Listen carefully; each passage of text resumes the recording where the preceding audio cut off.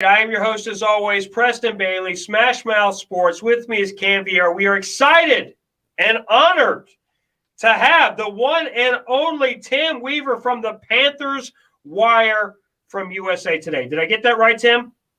That's exactly right. Thanks.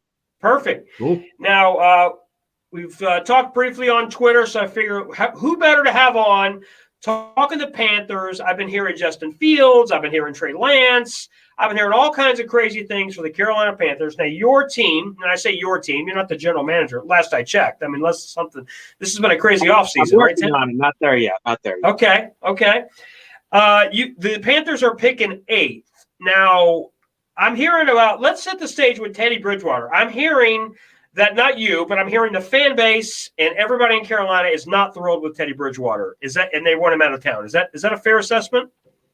That's pretty much right. But the one thing that matter, the owner seems to be not very much pleased with him, and he's been kind of throwing shade at Teddy in pretty much every opportunity he's had. So that's the voice that really matters the most, more so than fans on Twitter.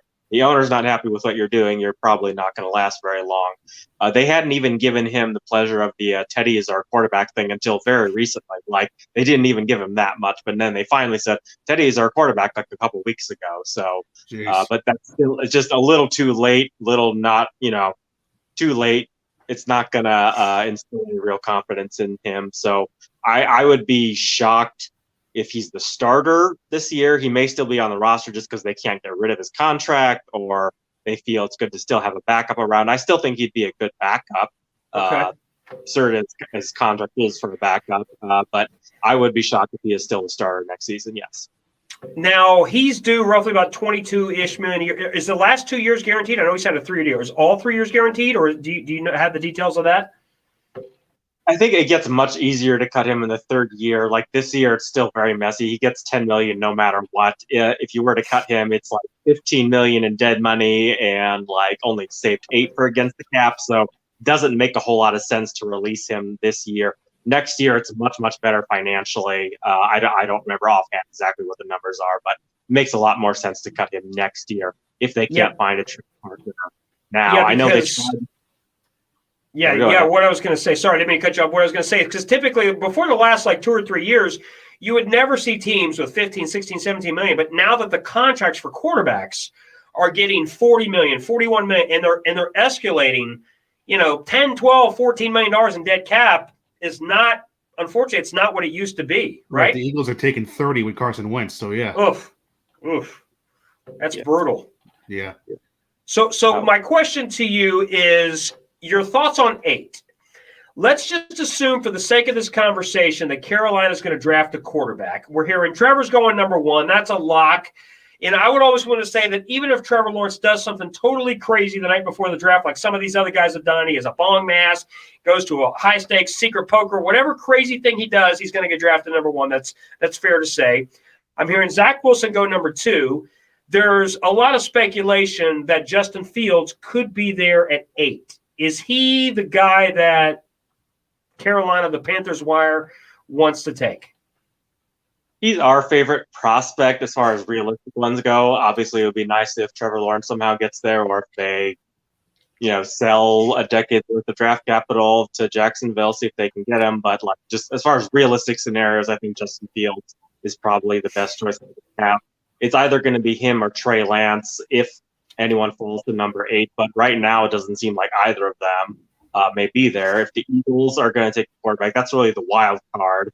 I like Jalen Hurts. I don't know why they wouldn't give him at least another year. He had 4 years with a terrible team 4 games. Why wouldn't you give him another chance with some actual weapons? But it sounds like they may want one. The Lions, it makes a lot of sense for them to draft one, as awful as Jared Goff is. So you have several teams ahead of them. Even the Falcons, it makes sense. Matt Ryan, I know they restructured his deal, but he's 35, 36 years old. He's getting to the end of that as well. So there may not be one of those top 4 guys there at number 8. So I think they're probably going to have to trade up to get one. What are your thoughts on that, Cam? No, it's true. Now, if he's there, would you take? How do you feel about Mac Jones? Would you take him there? I wouldn't take him at number 8. I don't hate his game. It's just it's not what you want in a modern quarterback. Like you can have a tradition. Obviously, you can still win with a traditional pocket passer. Tom Brady is the best example of that. It helps if you have a super team built around him and you sign all these guys, obviously, but you can still win like that, but you just need all these pieces around them. I would just rather have a guy who can elevate my team. It's a good analogy I heard the other day. They're either a truck or a trailer. Like, can you pull the team with you, or do you need all the pieces around you? And I think Mac Jones is more of that latter. Like, he needs a great line. He needs great receivers. He needs great play calling, whereas a guy like Justin Fields, who knows? It could be boom or bust, but at least they have the potential to overcome bad play calling with his athleticism and dynamic, the dual threat stuff that you expect from a modern quarterback. That's the standard now. Like the traditional pocket passer guys like Teddy, like Mac Jones, that's going the way of the dodo bird. That's not going to be much longer. Correct. You're right. Yeah, Mac Jones kind of reminds me a little bit, not exactly, but like a Matt Ryan, a tall, big statue, but very statuesque. If everything's perfect, if a Julio and really if everybody's perfect, then he's going to be great. That's the only thing with Mac Jones that I've heard a lot of people rumored that some people think he could even go in the top 5 because there could be 4 of the top 5 guys could be quarterbacks. I've seen some mock drafts. I don't think that's realistic, but I've seen some crazy scenarios like that. If for whatever reason Fields is gone, what is a position that you guys can see at 8 taking? If they're not taking a quarterback, I think you have to take a left tackle. It doesn't make any sense to go anywhere else. Like a cornerback, they also need. They got Rashawn Melvin. I don't think he's really. Maybe he's a starter with Dante Jackson, but you need long term. You need a guy. I think it was a very bad idea to let James Bradbury walk last year. I think they were going to forget that. He had a great year with the Giants. Left tackle would be the spot I go. If they pull off a trade, I know there's one big name that they're obsessed with right now. If they don't get someone before the draft, I think you have to get a quarterback there. But if they don't, then left tackle is really the way to go. They've got the 4 other spots taken care of. Billy Morton signed the franchise tag. They re-signed John Miller. Matt Paradis is coming back. I believe Elflein is going to be the left guard. So you just need that left tackle now. It's the one spot they need to take care of. So I would go that route. Interesting. Very interesting. So do you like Kyle Pitts at all, the tight end, if he falls to 8? Is that just that doesn't jump out at you? I mean, I like him as a player, as a prospect. I don't like the idea of taking a tight end. I know he's also kind of a wide receiver, so it's on the border. I just don't like taking that in the top 10. I think I'd rather prioritize quarterback, left tackle, cornerback for the modern game. I don't mind a receiver. If you can afford a Jamar Chase, if you can take a wide receiver at 3, like the Dolphins made, go ahead and do it. But I don't know if I'd take a tight end that early, given the number of needs this team has. If you're already there, sure, why not add Pitts? Absolutely. Or you're needy for a receiver. But receiver isn't really a need for this team. They're pretty well set up for pass catching guys. So I wouldn't take him, but I would still love him as a prospect. I wouldn't hate it at all if they did take him. How would you grade? Because I don't know what the Carolina Panthers have done in the offseason. I'm not saying that to be mean. I haven't heard. The Patriots have gone buck wild, signing everybody, and then some of the Bucs have re-signed all their guys, of course.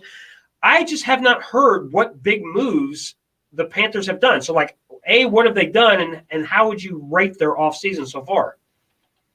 Well, that's kind of by design. They went into free agency saying we're going to take a really targeted approach. And the first 2 were misfires, in my opinion, Cam Irving and Pat Elflein.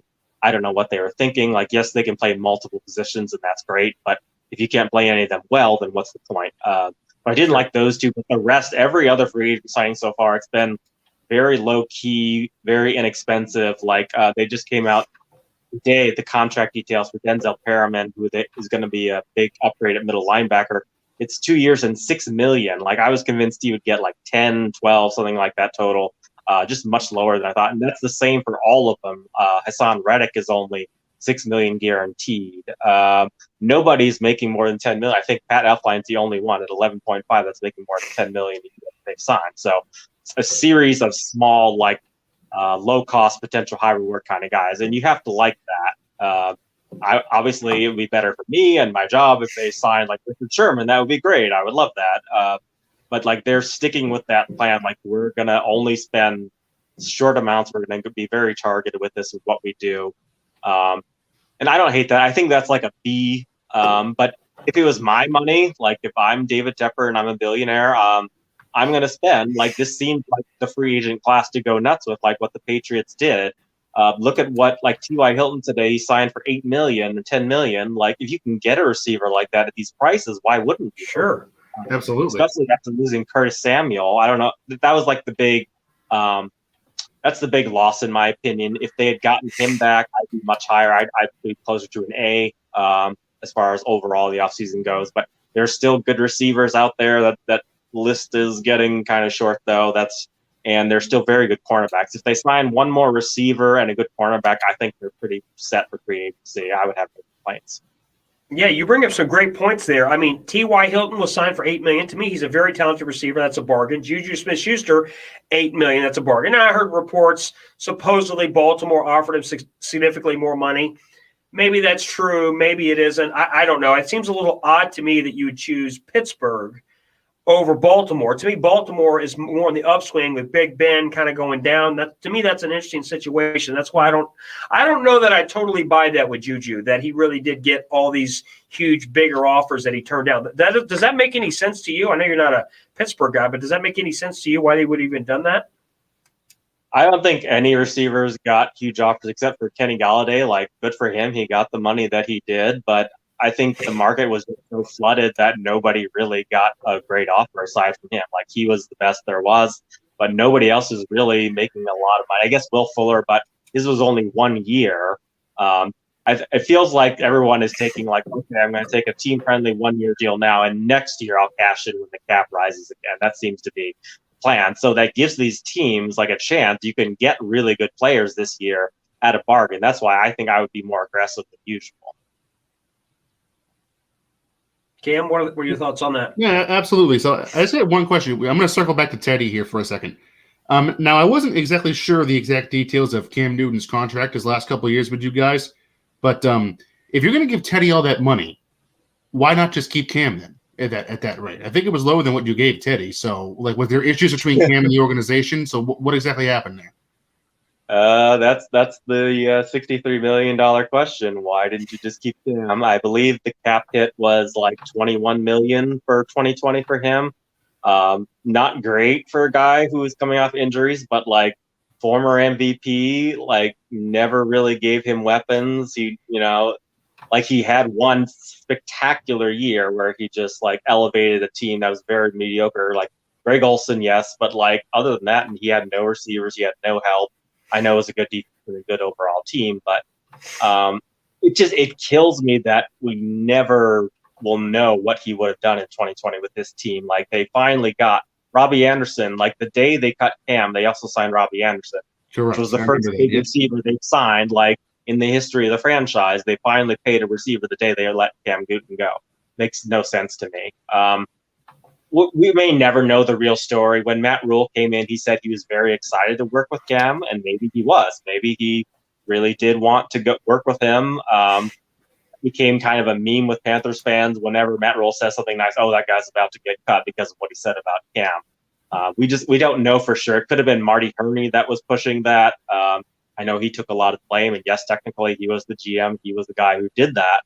But it's kind of hard to believe that, like, you brought in this coach, you gave him a ton of money, gave him a 7-year contract and more money per year than Andy Reid before he'd coach a single game, and then you're going to overrule him on who his quarterback's going to be. That just, like, it didn't make any sense. So I think he had to at least be okay with them making the move for Newton. But I didn't like it. I never liked it at any point. I thought they should have at least given him that one more year with the weapons that they had. That was a really good skill group they had. It was. Like, if McCaffrey is healthy and you have 3 really good receivers, like if they had we have they could have picked up a real tight end like at the trade deadline or something, that team would have had a chance at least. The defense wasn't going to be great no matter what, but Cam Newton with that team being healthy, I think they're like maybe 9-10 win team. That's a big difference, So yeah, it's very confusing the way that whole thing went down. And then to pay Bridgewater what they did, if you'd given Bridgewater a 1-year prove it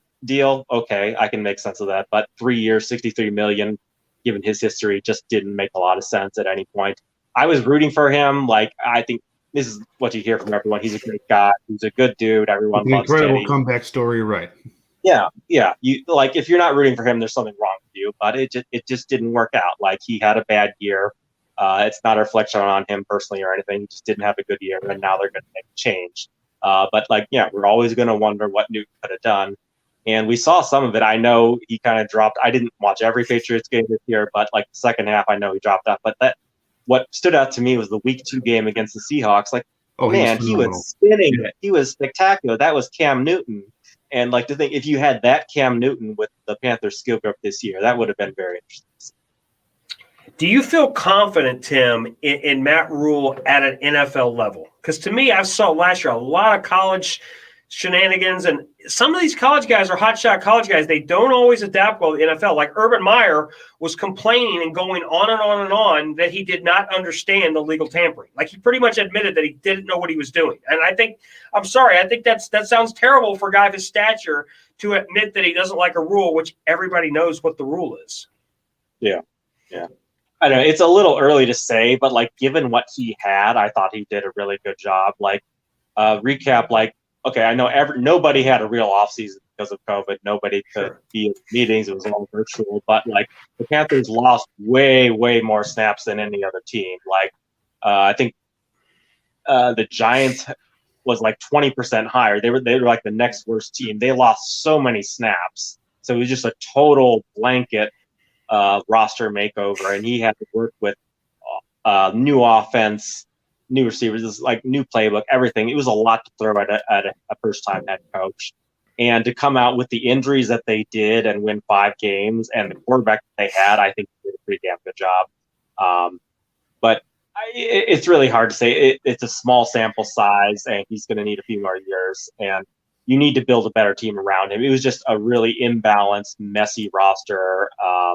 And the Cam Newton thing was only one part of it. What they did at the offensive line, they traded Trey Turner for Russell Okung. That did not work out very well at all. That was just another example of the really weird, imbalanced roster that Marty Hurdy gave him. Hopefully, it'll be a little better going forward so you can get a better idea of what Rule can do. But I liked what I saw so far. Yeah. Tim, I like as a hardcore Panthers fan that you still like Cam Newton. I like that. You still want to root for Cam. I can see that. Let's not get Cam is he wants to fire everybody.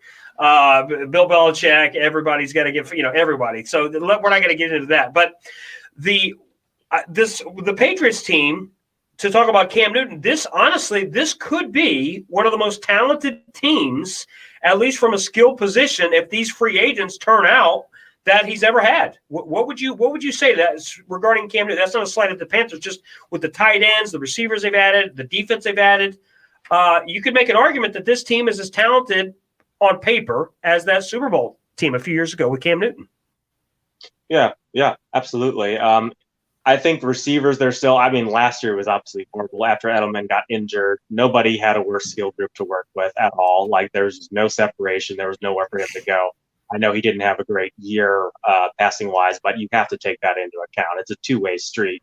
But yeah, I think the 2 tight ends in particular is really interesting. Like, obviously they had a pretty good run with Gronk and Mr. Hernandez back in the day. So it'll be interesting to see what they do there. Maybe they need another good receiver, but like, no offense, it seems like they can't draft them. I don't know what it is. No, you're right. There's no offense taken. They can't. There's no offense taken. I do not know more about football than Bill Belichick by no stretch of the imagination, but he's not good at drafting wide receivers. I don't know what it is. He's got a blind spot. So I don't know. Maybe if you can get one more, I'd be like, okay, you are set there. And they got a good line too. I really like the Trent Brown move. I thought that was a good. They're building around him, right? And they did a very poor job in general of that. He had a couple good teams, but in general, they just did a very poor job of giving him the supporting cast that he needed in Carolina. So it's almost like a lot of the Patriots fans kind of lived vicariously through the Bucs and Tom Brady. If the Patriots come back, because most people hate the Patriots, especially outside of New England. If the Patriots march back, and Cam's going to get over that, if the Patriots march back and win 11 or 12 games under Cam Newton, will you as a Panthers fan take a little bit of joy, a little bit of juice in that, or is it going to be like, no, screw Cam Newton? And what's going to be your gut? Of course, you want your Panthers to do well, but what would be your your takeaway? If they win 11 or 12, they come back. I'd be thrilled for Cam. I want him to do well. I think I don't know. A lot goes into me and my number one contributor, Anthony Rizzuti. We like to joke like Cam Newton makes you stupid. That's like not a long running joke. I think just like people do, it just breaks people's brains. You hear the dumbest comments on Twitter, and people who obviously just don't watch him and don't understand the kind of athlete that he is and what he's capable of doing when he's healthy. That's the big asterisk. Like, is Cam Newton healthy? Is his shoulder okay? I know he even got hit with COVID in the middle of the year, and we know now, like, it can affect you for months, your lungs, and all kinds of things. Maybe that was a factor in the decline in the second half of the season. So yeah, you want your best athletes, you want everyone to succeed, of course, but especially a guy like that who's gone through so much controversy and just like people who, for whatever reason, they just seem determined to see him fail. I don't know what it is. I don't know what it is. Like, Cam Newton just breaks some sports fans' brains, and I don't understand it at all. Like, I want him to succeed. I would be happy for him, no matter where. If he went to the Saints, that's another thing. But I still. Tim, let me just ask you. We'll get Cam in a minute, but Tim, let me just ask you: what do you say to the Patriots fan? Because I've seen the tweets where they say Cam Newton, he's beat up, his shoulder, his body. He's 32, but he might as well be 42 or 43, and he's not Tom Brady as far as the avocado and the toast and all that stuff. What do you say to the fans that say his arm is shot? He just is not where old Cam MVP anymore. Well, look at the tape. Like, I'll keep bringing up that Seattle game. That was the best game of the year. That was a hell of a quarterback duel. Like, you saw it. Like, it is there. When he's healthy, the arm is there, and he can still run. He had, 12 rushing touchdowns. He's obviously still a great – he's a great rushing quarterback. Even if he has no receivers, it doesn't matter. Like, the physical talent is still there. Yes, he's 32, but 32 isn't 32 anymore. Look at what Aaron Rodgers is doing at 37. Look at Brady. Breeze, it finally caught up to him. Like the arm just dropped off like Ben Rivers, right? Yeah. Like, it's going to happen eventually to everyone, but guys with sports science now, with the conditioning, with what we know, guys can play longer. They can play at a higher level. LeBron is going to be pretty amazing until he's 50, apparently. It's a different era. Being over 30 isn't like the death knell it used to be, in my opinion. If you give him a full year with an actual offseason and put some weapons around him and he's healthy, yes, he is going to do well. I don't know if he's ever going to be like 2015 Cam Newton again, or even early 2018 Cam Newton when he was spectacular. But he can still be very good. He's still easily an above average quarterback when he's healthy. No question. Cam, did you want to weigh in on that? Yeah, I was going to ask. The Patriots visit the Panthers this year, so Cam Newton's going to return to Charlotte. I don't know what the crowd can pass. Did you guys have fans at any point this year, or was it empty stands all year? I believe they had a few thousand at the end. Okay. There's a very small, 5,000, something like that. So I would imagine it's going to be pretty close to normal. So hopefully everything will be relatively normal by fall. We'll see. Hopefully. So I was so I know how you feel. Obviously, you love Cam, and I'm assuming most Panthers fans do. But do you expect the ovation for Cam to be overwhelmingly positive, or are there going to be some negative towards him too, just because of the fumble alone? Never mind anything else. I mean, there's always going to be a couple boos, but I would say it's generally overwhelmingly positive. They're still upset that he's gone. Like, most fans didn't like the way it went down. They didn't like the way it was handled. It was a very bad PR thing. Like, I don't know what they were thinking. Like, David Tepper is a very smart, very rich man, but the way they handled it was not very good. I think most will be very happy to see him. Obviously, there's a segment of the fan base. They just never embraced him. Some people, you'll still find people who think Kyle Allen was a better option. Like, it doesn't matter what actually happens on the field. They're just blinded. It's like Cam Newton makes you stupid. There's nothing you can do about that. I think most fans will accept that. You're happy to see. Absolutely. Well, Tim, we appreciate you coming on. We want to tell everybody, like and subscribe to the channel. Thanks for coming on. We'll have to get you on in 30 days. We're getting everybody together. We're trying to get one writer or one broadcaster that represent every team. So you would represent the Panthers. What are your thoughts on something like that in a couple weeks? Sure thing. Draft. Yeah. Excellent. Well, Tim, we appreciate your time. Thanks again. Thanks, Tim. Thank you. Appreciate it.